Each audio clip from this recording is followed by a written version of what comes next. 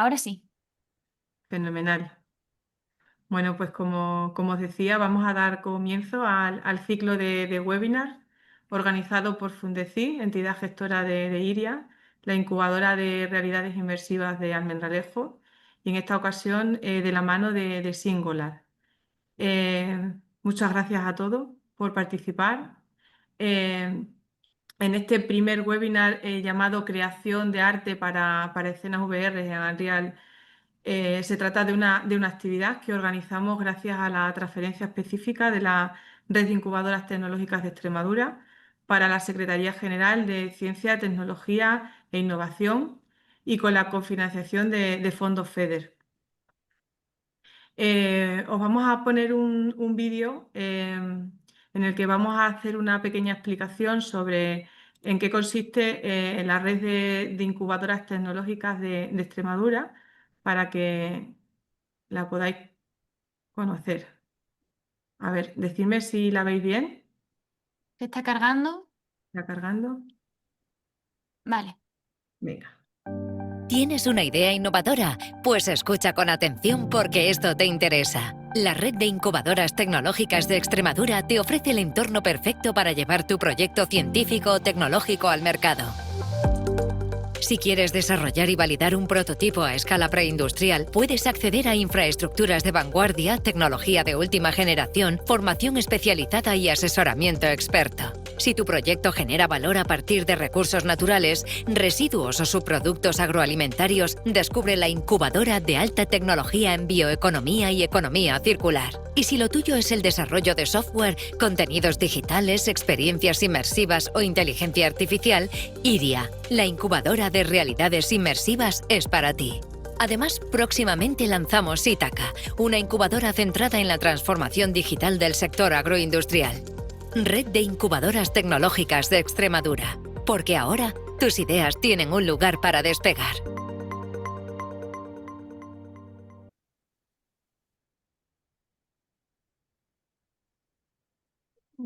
Creo que, a ver, dejar de compartir.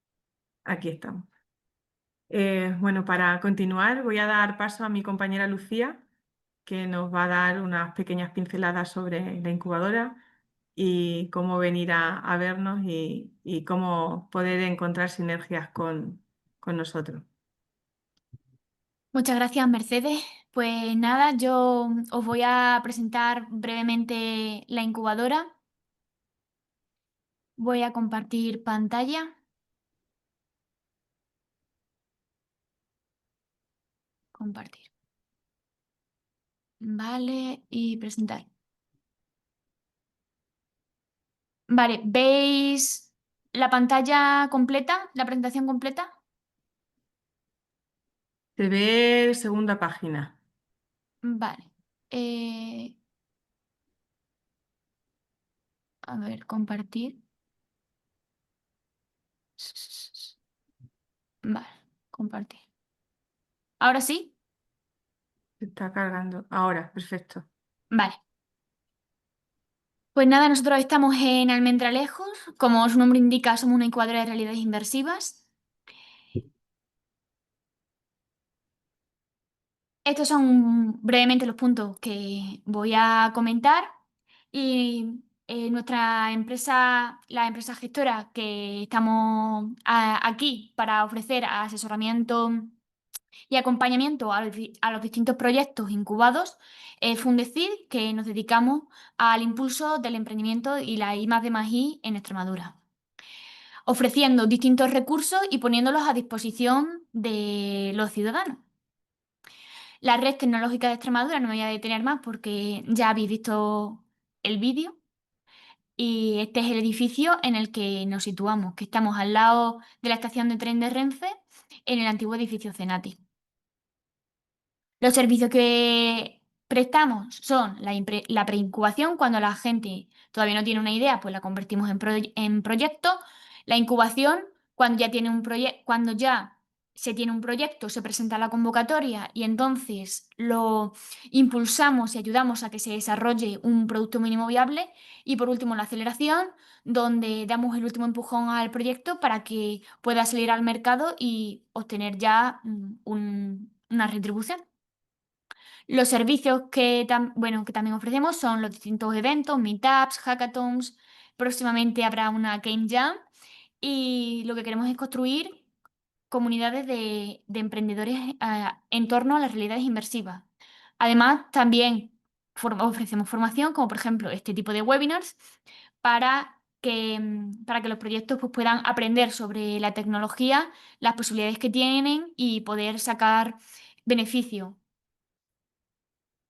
Los distintos equipos e instalaciones que tenemos los vamos a ver más adelante. Y aquí tenemos la sala de experiencias inmersivas. En esta sala también disponemos de un croma y dos salas de control. Esta es la sala de formación para impartir formaciones, la sala de desarrollo con gráficas muy potentes que nos permiten desarrollar videojuegos, IA o cualquier programa que queramos desarrollar, además de los andadores. Esta es la sala coworking y multiuso que también utilizamos para impartir formaciones.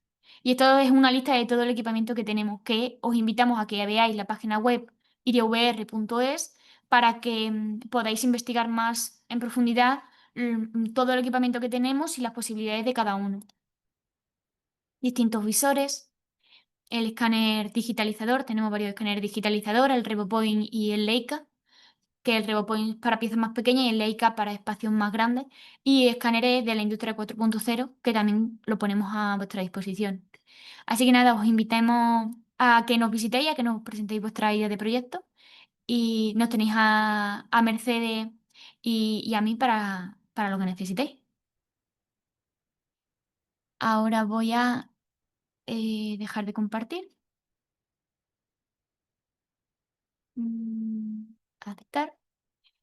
Vale, y sin más dilación, presento a nuestro ponente. Tenemos aquí a Luis Alfonso de la empresa de Singular, que es Senior Technician Artist, con más de 10 años de trayectoria en el desarrollo 3D y la creación de experiencias interactivas aplicadas a videojuegos, realidad virtual, publicidad y museografía.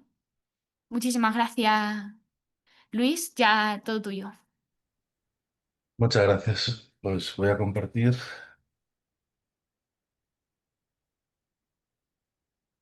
A ver. Vale, ¿lo veis todo? Se ve, ¿no? Vale. Se ve. Bueno, pues como he dicho, me llamo Luis y llevo pues ya casi 15 años trabajando en el mundo de VR y sobre todo en Unreal Engine. Y voy a contaros un poco pues el trabajo que hacemos nosotros en Singular para a la hora de montar escenas en VR, optimizarlas, sobre todo para dispositivos standalone, pero bueno, también para os explicar un poco en general, para experiencias también en VR en ordenadores y demás. Va a ser un poco una vista técnica de todo el proceso, desde el modelado hasta que finalmente lo pones en Engine, lo iluminas y optimizas la experiencia para que funcione bien.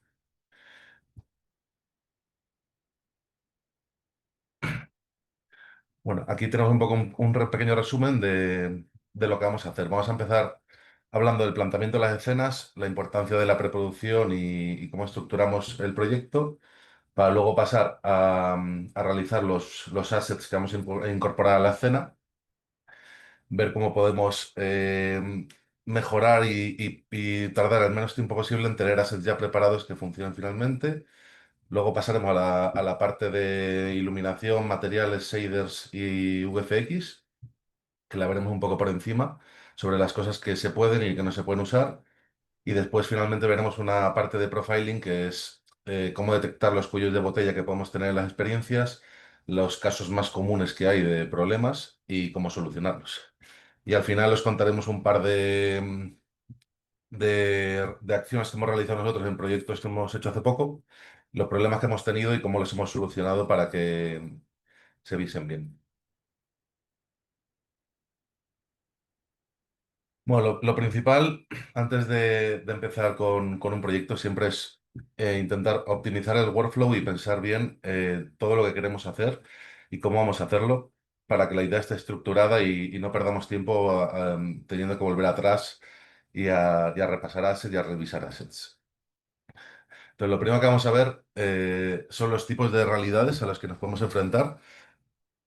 Que bueno, como conoceréis mucho, está la realidad aumentada, que es donde tenemos nosotros un dispositivo por el cual interactuamos por el mundo y nos superpone información a la visión que vemos nosotros. Luego tendremos un entorno más virtual, que es la realidad virtual, con las gafas, donde toda nuestra visión se reemplaza con el dispositivo que tenemos y lo que vemos es completamente un espacio digital. Y la realidad mixta, que sería un poco el caso de las Apple Vision Pro y demás gafas, donde se mezcla la visión normal con la visión virtual y tenemos una combinación de ambas. Y luego, a la hora de realizar las aplicaciones, tenemos dos sistemas básicos. Uno es el que sería más potente en cuanto a gráficos y a calidad, que sería el PCVR, que es con un ordenador, conectando el casco o las gafas mediante un cable o de manera inalámbrica, que nos permite una mucha mayor calidad gráfica y potencia de procesado. Y luego está el caso más común, que son las gafas standalone, que son las gafas, pues, por ejemplo, las Quest 3, las Quest 2 que funcionan de manera propia, como si fuese un móvil, porque funcionan con sistema Android la mayoría. Nos da portabilidad, pero tenemos una limitación de rendimiento debido a que los procesadores y las gráficas son bastante inferiores al ordenador. Esto es una parte un poco más técnica. Os hablo un poco de los tipos de rendering que tenemos en ambos casos. En el caso del PCVR, tenemos lo que se llama el deferred rendering, que es cómo se calcula la información en los ordenadores y por qué podemos tener más potencia gráfica. Lo que hacen aquí es que cada objeto manda su información de posición, vértices, las normales y todo, a un buffer que se llama el buffer de geometría y después se calculan las luces y los materiales para representar una imagen. Mientras que en las otras gafas, en Deferred Rendering, todo se procesa a la vez, se renderiza al mismo tiempo y en un mismo pase, con lo que es más rápido en dispositivos de potencia limitada, pero tiene limitaciones con transparencias y con algunas cosas.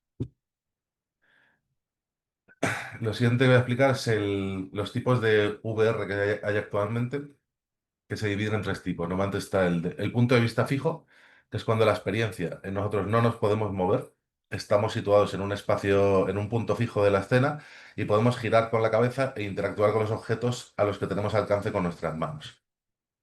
Luego estaría la experiencia del movimiento guiado, en los que la cámara se va moviendo despacito hacia adelante y nosotros podemos controlar el movimiento de la cabeza o podemos movernos también por teletransporte en algunas escenas a puntos designados. Sería como la evolución del anterior. Y el tercer tipo, que es el movimiento libre, que son pues la mayoría de videojuegos y cosas similares, están en este apartado que es donde ya por teletransporte o por un stick o con una plataforma de movimiento, nuestro personaje se puede ir moviendo y tienes libertad absoluta de movimiento dentro de la escena. Una manera de empezar que os recomiendo a todos, si queréis empezar a trastear con esto en un real, es bajaros lo que llaman el VR template. Nos permite pues, crear una escena ya con blueprints preparados, assets y funciones para que directamente os pongáis las gafas y podéis empezar a trastear, a ver cómo funcionan las interactividades y un montón de cosas en los proyectos. Y a raíz de ahí podéis empezar a incorporar vuestros propios assets, intentar que funcionen con la escena y demás. Y vamos a pasar un poco a la preproducción, a cómo vamos a preparar las escenas para que empiecen a funcionar de manera eficiente en Euler. Lo primero, bueno, lo más básico son los modelos 3D que van a formar la mayor parte de nuestra escena. Y tengo que hablar sobre tres temas aquí dentro. Uno será la topología, que la topología se define como las caras, los polígonos y las aristas de las caras, los vértices y las aristas del modelo. Y esto va a afectar pues, al aspecto visual del modelo, a la suavidad que tenga, a la eficiencia con las animaciones y también a su texturizado. La segunda parte serán el espacio UVIS o las texturas, que son las coordenadas en las cuales las texturas se van a pintar sobre la malla 3D. Esto es importante en VR porque Unreal cuantas más islas de UVIs tengamos y más UVIs tengamos en un mismo modelo, separadas y más texturas, más información, más procesado y más draw calls va a generar, con lo que va a ser un poco más lenta la escena. La manera de optimizar esto es intentar que cada objeto nuestro tenga una sola isla de UVIs y a ser posible que comparta materiales o texturas con la mayor parte de la escena para optimizar. Y las draw calls es la parte más técnica, por así decirlo, es el rendimiento de nuestro proyecto. Son las órdenes que envía nuestra CPU a la GPU para poder renderizar los objetos en pantalla. Es un poco lo que os explicaba antes. Cuanto más modelos tengamos, más UVIs, más materiales, todo esto va a aumentar. Luego os explicaré un par de maneras que tenemos de optimizar esto, porque hay veces que aunque queramos optimizarlo lo más posible, no podemos y tenemos que utilizar otros métodos. Sobre el modelado os puedo contar que tenemos que intentar que sea lo más optimizado posible. Aquí no podemos utilizar muchos assets que podemos comprar por internet o modelar, que serán muy high poly, sino que todo lo que metamos en escena ha de ser bastante low poly, tiene que tener una topología bastante limpia y unas UVIs bastante eficientes. No nos vale nada de UVIs automáticas ni cosas así porque van a aumentar muchísimo nuestro procesado de escena. Es importante también la escala de los objetos que se mantengan a escala real, ya que al nosotros estar dentro de la escena con las gafas vamos a ver todo a escala real y es verdad que en Engine podremos escalar los objetos, pero si ya desde un principio los modelamos a una escala real, va a ser mucho más fácil luego incorporarlos a escena y tratarlos. También la posición del objeto es importante porque en VR normalmente el usuario siempre va a estar en la posición 00 del mundo. Y esto implica que los objetos, si los colocamos en la posición 00, nos va a ser mucho más fácil a la hora de montar la escena poder dirigirlo todo. Para hablar de las UVIs, os voy a contar un poquito un par de apartados técnicos. Las UVIs tienen que ser, las UVIs se definen como el despliegue, como aquí veis en la imagen, de un modelo 3D sobre un espacio 2D. Como esta caja, veis que se despliega como aquellos tan grandes que hacíamos de pequeños. Eso se considera el espacio de UVIs. Los subis tenemos que intentar siempre que no se solapen unos con otros, ya que al pintar se pintarían unos sobre otros, e intentar aprovechar el máximo espacio que tengamos para tener la máxima resolución posible y intentar que todo esté en una sola isla, también por lo que he dicho antes, para evitar que se repitan draw calls dentro del mismo modelo.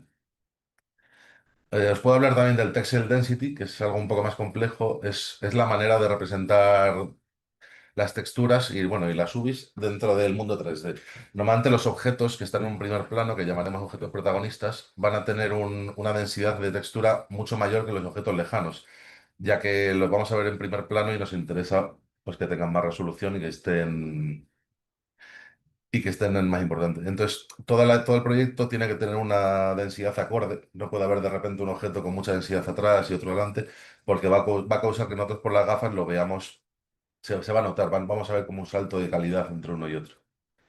Y luego lo último y todo lo importante para VR son los canales de TVs, que uno va a ser el canal cero, que es el que utiliza un Real siempre para leer las texturas, donde estará la información de color, de normales, de especular, etc.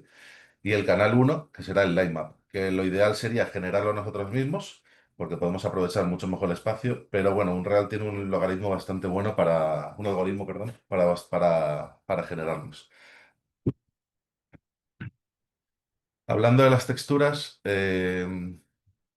la resolución normalmente que vamos a trabajar va a depender de la importancia del objeto y de la cercanía que tenga con nosotros, siendo 2K el límite que solemos usar nosotros, aunque muchos se quedan en 1K, y el mínimo pues puede estar en 256 o 512, pero siempre tiene que ser potencia de 2. Otra cosa que hacemos mucho nosotros es hacer atlas de texturas, que es agrupar varios objetos dentro de la misma textura. Por ejemplo, si en una escena tenemos pues unas paredes, un suelo y a lo mejor una lámpara, podemos agrupar los tres objetos dentro de la misma textura, reduciendo un poco su resolución, pero nos ahorramos muchísima información de procesado para el programa. También otra manera de empaquetarlo son los canales en blanco y negro, los podemos meter en los canales RGB de una textura. Eso, por ejemplo, se suele usar mucho en los shaders PBR, el ARM, que es mezclar el ambient occlusion, el roughness y el metalness, o incluso el alfa también, dentro de estos canales. De manera que tenemos cuatro texturas dentro de una misma textura.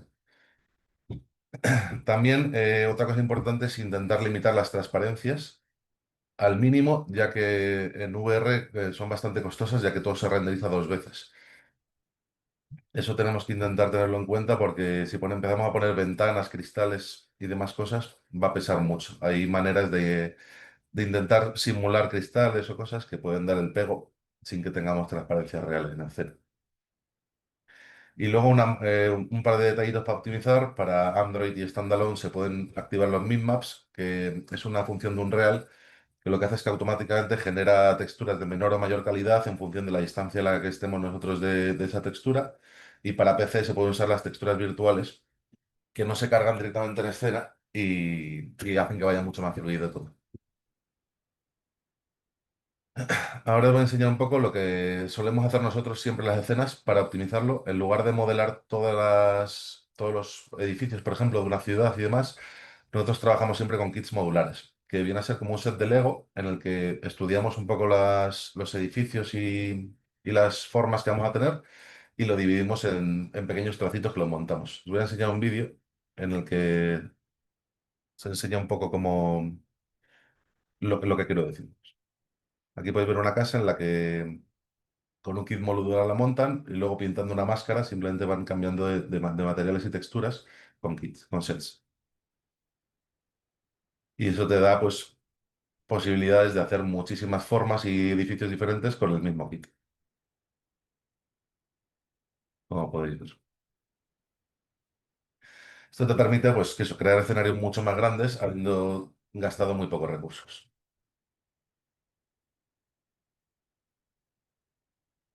Lo siguiente es, bueno, pues enseñaros un poco el aspecto que tendría un kit modular. Aquí podemos ver diferentes piezas que nos permiten, pues eso, montar cualquier tipo de edificio. ¿Qué ventajas tiene esto? Pues que genera menos drawballs al estar usando los mismos objetos y los mismos materiales una y otra vez. Podemos construir en muchos grandes niveles sin importar más al proyecto y aumentar el peso del mismo. Y todo mantendrá una consistencia visual porque todo está basado en la misma base, por así decirlo. Detalles importantes de esto. Los modelos tienen que ser siempre respetando la escala del grid que estemos usando en escena.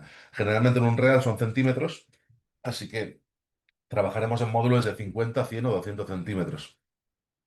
Esto se hace para que podamos luego en un real snapear los objetos uno a otro y que encajen a la perfección sin que tengamos que estar ajustándolo al vértice y cosas así.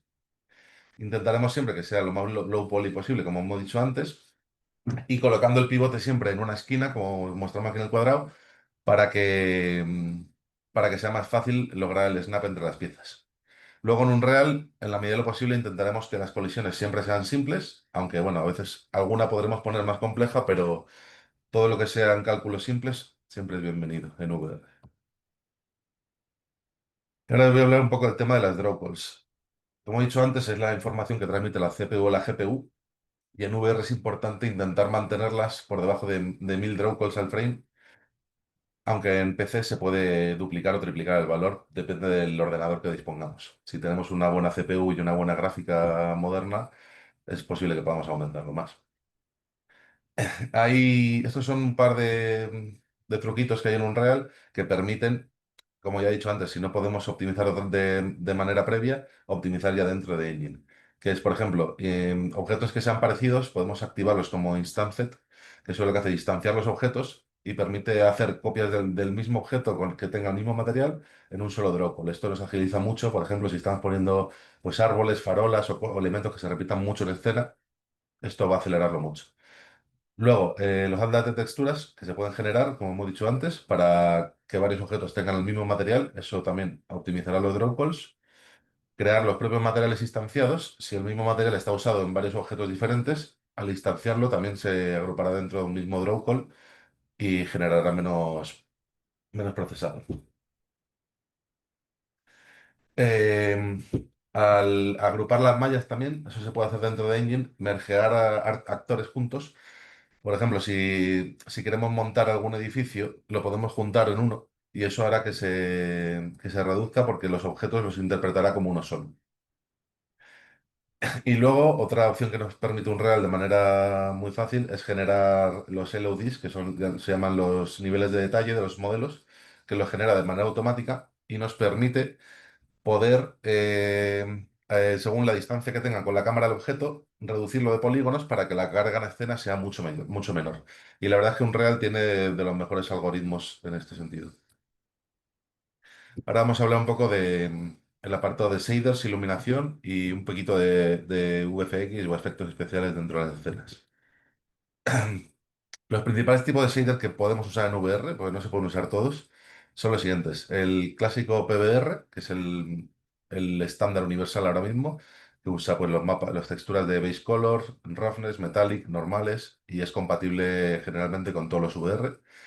El shader unlit, que se usa mucho, pues, por ejemplo, en aplicaciones más cartoon o de videojuegos, donde los shaders no reciben iluminación del entorno, por lo tanto nos ahorramos las luces y la propia iluminación la pintamos directamente en el shader como textura.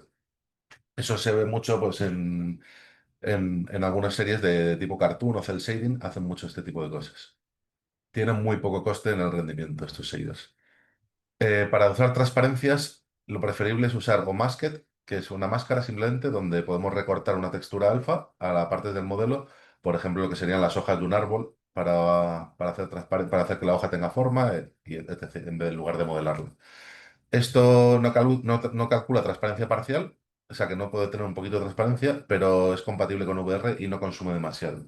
La siguiente manera de calcular transparencia, que se usa mucho, es con dithering. El dithering, si no lo habéis visto nunca, es una técnica que lo que hace es agujerear la malla con puntitos muy pequeños que permite una transparencia.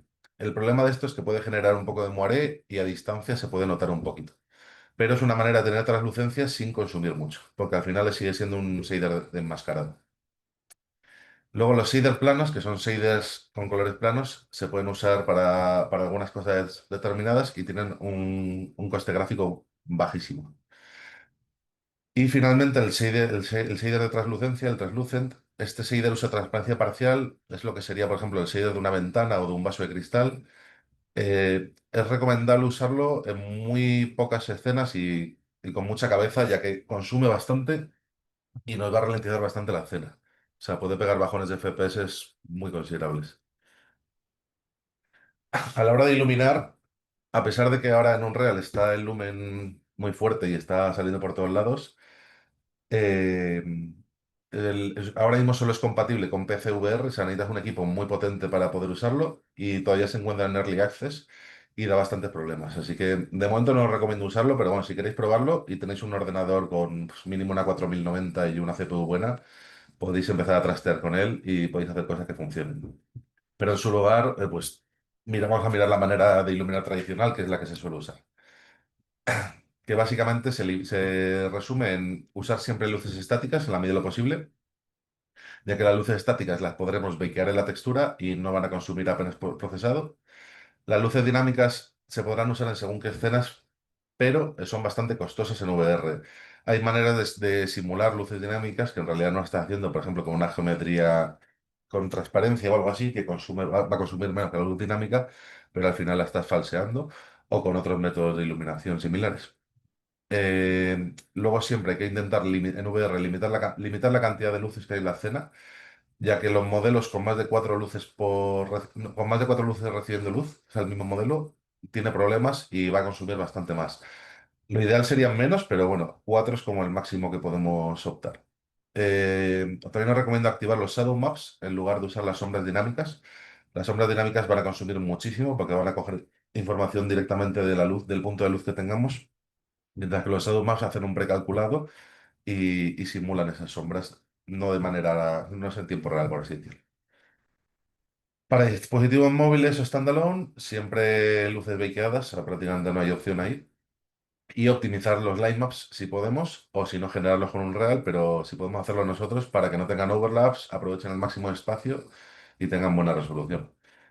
Los materiales simples, con pocas instrucciones de sombreado, van a facilitar que las luces vayan más rápido. Y en cuanto a reflexiones, os lo mismo, intentar bakear las reflexiones con esferas de reflexión para que consuman lo menos posible. El ambient occlusion lo mismo, intentar que sea estático o como mucho con el de bajo coste, el SAO, Y el postproceso nos tenemos que limitar a lo más simple. Tenemos que evitar el bloom, motion blur y tal. Simplemente hacer un poco de tone mapping, podemos tocar la exposición y poquito más, porque todos los efectos de postproceso sobre cámara se van a aplicar 2 veces, una vez en cada ojo, y siempre va a consumir mucho. En cuanto a efectos especiales, pues tenemos que limitarnos a lo más simple posible. Partículas y demás, vamos a intentar usar emitter lo más simple posibles, con colisiones muy simples o sin colisiones mejor. Que los loops duren poquito para que las partículas mueran rápido y la escena no se llene de muchas partículas. Usar siempre materiales unlit o enmascarados sin transparencia. Eh, para standalone podemos intentar usar los emisores CPU que van a ir más rápido o GPU, si disponemos de una buena gráfica. Y intentar que si hay animación dentro de la partícula, no sea por la propia partícula moviéndose, sino por un spray sheet o un flipbook en la que con una sola textura hagamos el movimiento del alfa de la partícula. En cuanto a postproceso, bueno, un poco lo que he hablado antes, los efectos que solemos usar nosotros, como veis aquí en escena, nos permiten cambiar muchísimo la escena.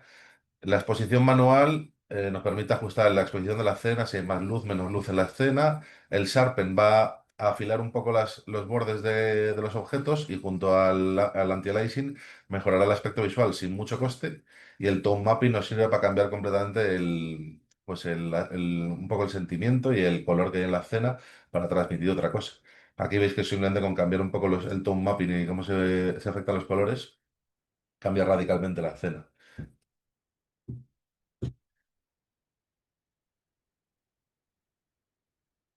Ahora vamos a ver un poco de la parte del profiling, que la pasaré un poco más rápido, pero esto os lo vais a encontrar muchas veces en los proyectos, sobre todo los primeros que realicéis, y es los cuellos de botella que vais a tener en vuestro proyecto. Gracias, que Unreal tiene bastantes herramientas para intentar observar dónde están los cuellos de botella, si están en la GPU, si están en la CPU, si es cosa de la interfaz, o muchas más cosas.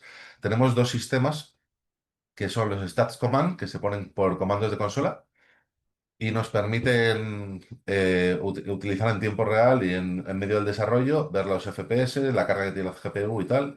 Y luego están los Unreal Insights, que son como la imagen que veis aquí en pantalla, que nos muestran de manera gráfica un profiling integrado que registra datos de todo, la CPU, GPU, eventos del juego, y podemos ver exactamente dónde se está perdiendo el rendimiento, en qué frame y demás.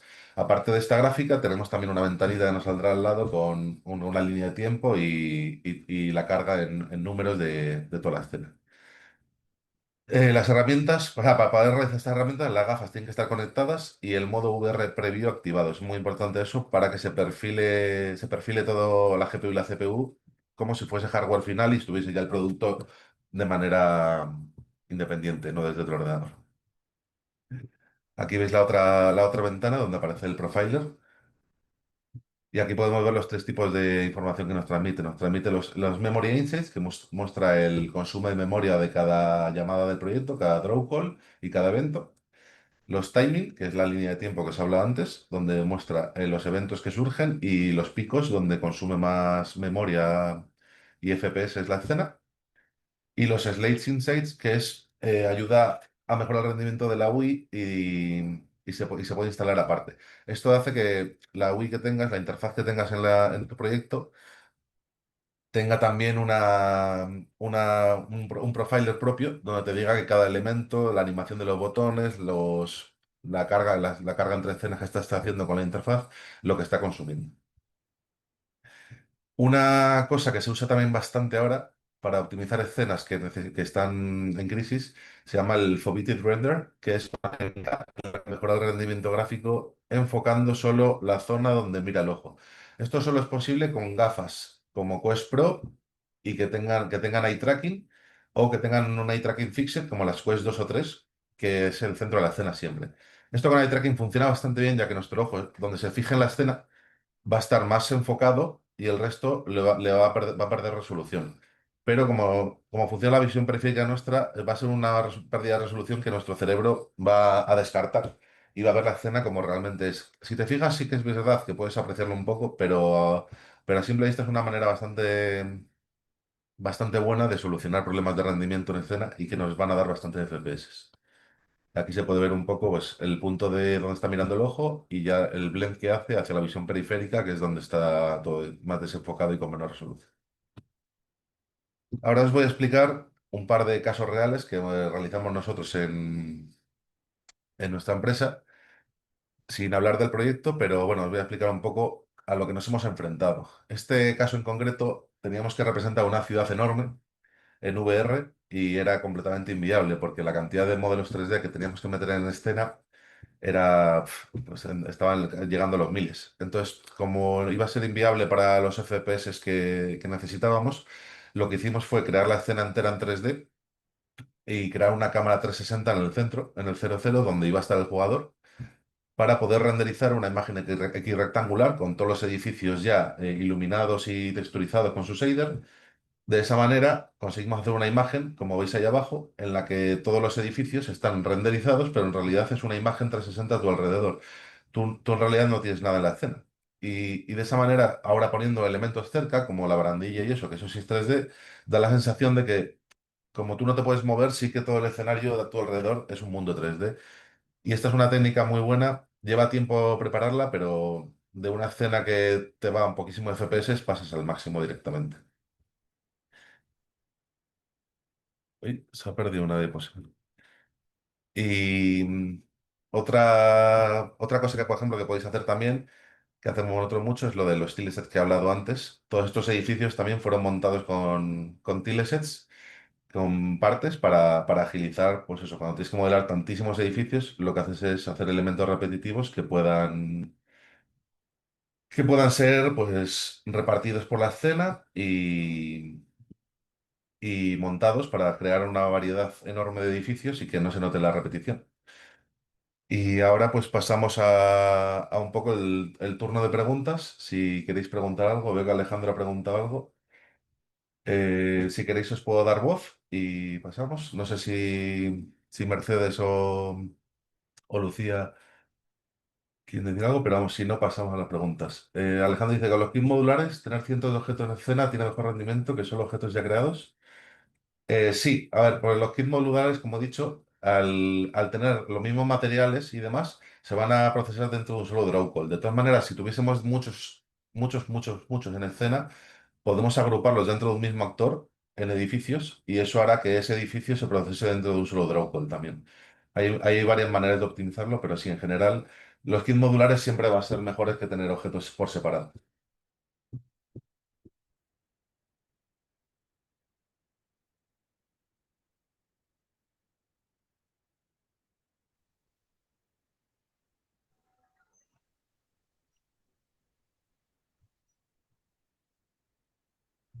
No sé si alguien tiene alguna pregunta más. Hola, ¿me escucháis? Sí, sí. Soy Adelante, Antonio Antonio. Gordillo. Tengo un entorno ruidoso. Estoy al lado de un aeropuerto en Sarajevo. Perdonadme. Gracias por el seminario, muy interesante. Me dedico a modelado 3D para cosas físicas que luego fabrico digitalmente. ¿El software que habéis contado permite la inclusión de parámetros físicos de los modelos, como densidad, para sacar pesos, dimensiones y demás? Supongo que sí, pero me he perdido el principio. Unreal tiene su propia, sí, Unreal tiene un sistema de físicas en los que podemos trabajar con gravedad real y con el peso del objeto. Entonces, sí, se pueden simular físicas, tiene también destrucción y fluidos dentro del propio programa. Muy interesante. Muchas gracias. Ah, Miguel No, Palencia. tenías la mano levantada. Ah, perdón. Quizás me he equivocado. Emiliano, Jonás, adelante. Buenas, sí. ¿Se me escucha? Sí. Sí, Buenas, pues yo tengo una duda porque estuvimos trabajando en un proyecto, una escena muy sencillita. Aplicamos un poco todos los tips que has dado de optimización, pero sí sí. que es verdad que para una sección donde había una mujer embarazada y queríamos que se viese, ¿no?, el feto en el interior, aplicamos un materiales translucentes y nos daba problemas de rendimiento. Entonces, no sé, por contarte un poco cómo lo montamos y a ver si nos podías dar alguna recomendación para Sí, optimizarlo. claro. Nada, el material era un material muy sencillito. Es un material, eso sí, es default lead en Sí. shading, pero sí que en el blend mode le pusimos translucencias, ¿no? Y nada, pues tiene como un efecto de translucencia de que es más opaco en los bordes y a medida que va hacia el centro del shader, ¿no? De la geometría, se va aclarando para crear como un efecto este típico como el shader que le ponen a las manos en VR, ¿no? Que se ven Sí, transparentes pero los dedos se ven un poco más opacos o con cierto color. sí, como va un degradado que va haciendo. Exactamente, sí, como un degradado. Y no sé, la verdad es que poco más. Hay un mueble que sí que vi que en los cristales también pusimos una translucencia, pero bueno, en las ventanas quitamos la geometría y pusimos un store, o sea que ahí no había ningún tipo de material, de hecho no había ni geometría para imitar los cristales. Y con una actualización que ha habido con las gafas hemos estado experimentando problemas de rendimiento para futuras ampliaciones y bueno, no sé si A puedes ver, darnos algunas ra- indicaciones.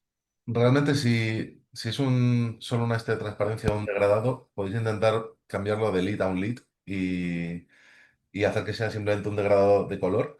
Pero si queréis que tenga brillo y demás, no vais a poder hacer mucho más que tenerlo en lead. Lo que podéis hacer es intentar optimizar por otros lados, pues mucho, reducir, mirar un poco la draw calls que tiene la escena para ver si y dónde está, y con el profiler mirar un poco dónde está el cuello de botella, si es verdad, si es verdad que está en esa transparencia o se trata de otra cosa, ¿no? Vale, sí, bueno, yo vi el tema de complejidades de shader y eran, pues son todos muy sencillos, ¿no? Son todos Sí. materiales instanciados, muy Sí, básicos. el que aparecería rojo, imagino, sería ese. Efectivamente, el único que parecía rosita era ese y el del armario que te digo de los cristales. Y sí, y poco más. La verdad es que Algo que no podríais había... probar es a meterle en Dicerin. Le metéis un Dicerin bastante fino. Si no os Ajá. acercáis mucho, igual podría hacer, simular la transparencia sin calcularos ese coste de translucencia. Vale, sí, te agradezco. Me apunto ese y me apunto también el de ponerlo en un lit, porque En bueno, un lead. quizá el brillo no lo podemos ahorrar y hacer simplemente con ese efecto de degradado El unlead por color. consume potencialmente bastante menos que el lead siempre, ¿sabes? Porque no Ujú. procesa ni luz ni nada. Y bueno, eso por la parte de geometrías, porque sí es verdad que al final, bueno, la estructura es modular, o sea que un poco, ¿no? He estado repasando mentalmente todos los tips que has dado, creo que más o menos los cumplimos. De todas formas, aplicaremos el profiling a ver si sale algo más. Pero en principio yo pensaba que iba a ser la translucencia. Así que nada, te agradezco las alternativas, las probaremos. Nada, tío. Muchas gracias. Muchas gracias. Creo que el Vamos a chat ya dar está ahí paso para... directamente a las preguntas, que a Miguel Palencia que haga la pregunta directamente si quiere. Miguel,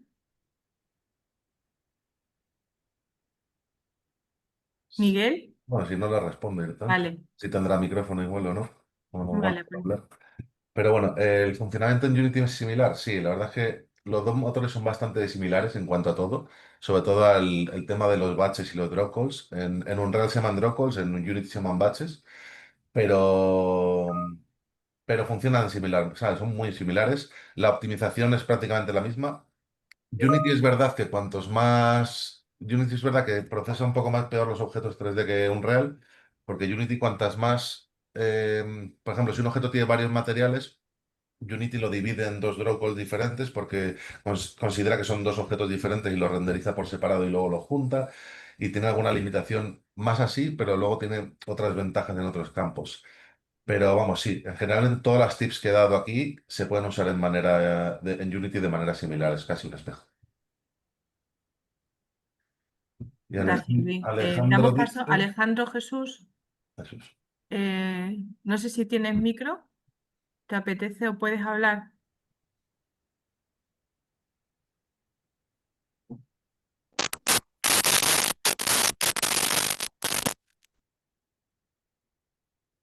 Creo que no. Vale, pues hago la pregunta en alto.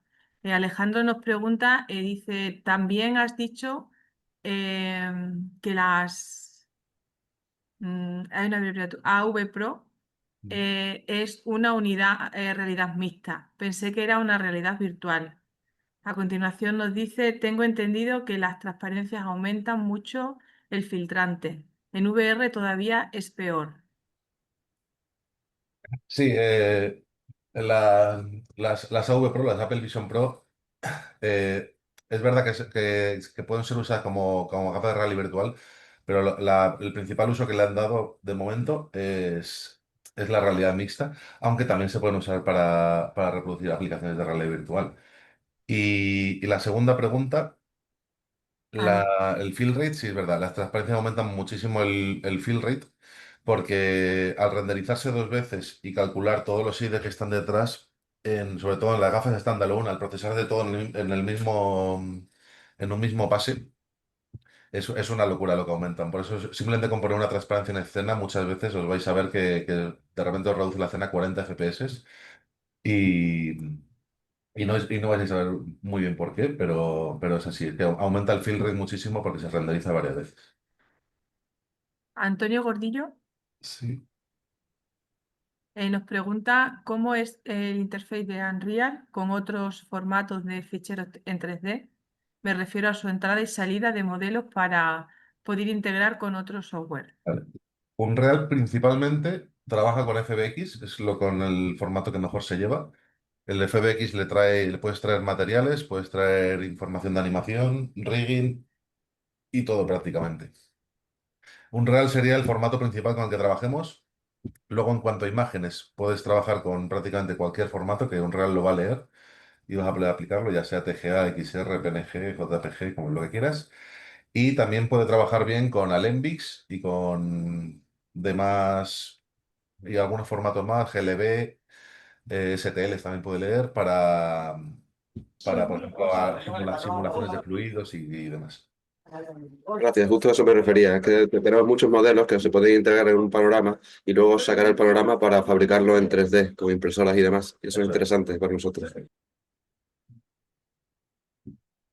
Tenéis los micros cerrados, pero podéis abrirlos para podéis levantar la mano y lanzar vuestra pregunta. Alejandro Durán, ¿quiere comentar algo? Me parece que había quitado el micro. No sé si alguien se anima a hacer alguna pregunta.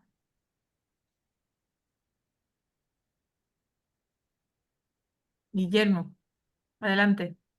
Hola, ¿qué tal? ¿Cómo están? Sí, quería Hola. hacer una pregunta sobre el tema de la carga de la CPU. De la GPU quedó súper claro cómo optimizar, que es todo lo de renderizado, texturas y lo de distanciar lo que era materiales. Pero la CPU no me estoy logrando imaginar en Unreal qué es lo que más satura, en este caso la VR. La CPU, lo que más puede saturar la CPU son un número muy alto de objetos en escena. Cuantos más actores independientes tengamos en escena, más cálculo va a tener que hacer la CPU para ver la posición de cada uno, para mandársela luego a la GPU para renderizar. Las partículas, lo que sean partículas de alto coste, también la posición de cada partícula, la CPU la tiene que calcular y transmitir luego la información. Y también si hacemos shaders que tengan cálculos complejos, por ejemplo, que tengan un time con un seno o algo así, en la que la textura se esté moviendo, o tenga un noise moviéndose, o sean shaders que parpadeen, por ejemplo, para una luz, todo ese tipo de cosas son cálculos de CPU que luego tiene que transmitir a la GPU y van a aumentar también el cuello de botella ahí un poquito por darte algunos ejemplos. Perfecto, perfecto. ¿Y hay colisiones? ¿También tendría Y las bastante colisiones también, carga? efectivamente. Por eso antes he comentado que las colisiones simples, en medida de lo posible, o si podemos evitarlas, las evitamos. Si podemos hacer un cuadrado grande para definir la valla del mundo, por así decirlo, en lugar de cada trocito de modelo, mucho mejor. Cuantas menos colisiones, menos cálculos tiene que hacer el programa para ver dónde podemos ir y dónde no podemos ir. Perfecto, perfecto. Muchas gracias, Luis. Súper Nada, claro. Guillermo.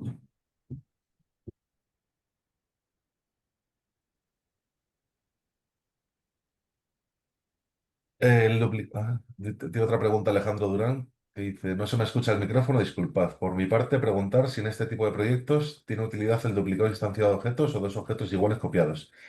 Serían el doble de geometría al calcular, gracias. Que sí, en efecto, si duplicas el objeto tal cual, sería el doble de geometría a calcular, pero Unreal tiene la opción de crear un instance de actor, que es una instancia de tu objeto actual, entonces la geometría la calcula dentro del mismo pase que el anterior y aunque aumenta un poquito el consumo, es mucho menor que si fuesen dos objetos por separado simplemente importados en escena tal cual. Por eso siempre si tenemos objetos duplicados, es importante instanciarlos o al menos que el material esté instanciado para intentar agruparlos siempre dentro de un mismo Drawball. No sé si es a lo que te referías. No, de acuerdo.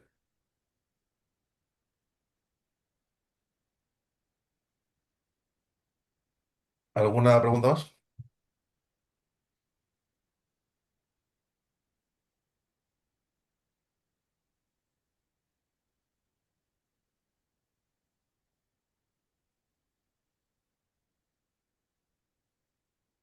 No sé si hay más preguntas. Si no, Mercedes.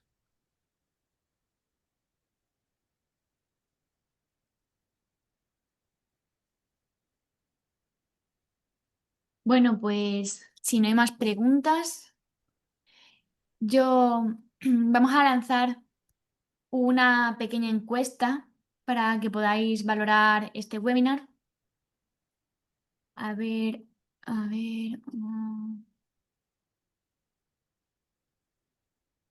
Y mientras que respondéis esta breve pregunta, quería comentar que en el último trimestre de este año se abre una nueva convocatoria para la presentación de proyectos a la incubadora y aquí lo que os vamos a ofrecer, lo primero es que nos visitéis, o sea, os animamos a que nos visitéis, a que veáis nuestras instalaciones, todo el equipamiento que tenemos. Y lo que ofrecemos en esta convocatoria es, pues, asesoramiento e impulso de vuestro proyecto con mentores especializados en realidad virtual, videojuegos y todos los campos que tengan que ver con el desarrollo y el impulso del proyecto en una fase de incubación y después poder acceder al acceso a la aceleración.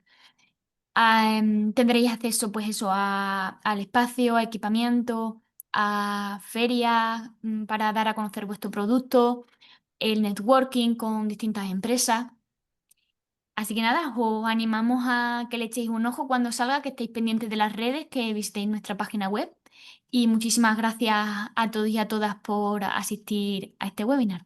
A mí, si me permites, también quería darle las gracias a todos por asistir. Espero que se haya resuelto todas las dudas que tenían. Y muchas gracias también a Iria por permitirnos compartir este espacio con vosotros. En cualquier Muchísimas caso, gracias a yo todos. también quería añadir que el próximo 3 de julio tenemos el siguiente webinar de la mano de Singular, por lo que quien no esté escrito todavía, os animamos a que lo hagáis y que estéis pendientes de redes, de boletines que os mandamos para los próximos webinars que tendrán lugar a partir de septiembre, ¿vale? Enviaremos también la invitación para que os escribáis en las distintas jornadas.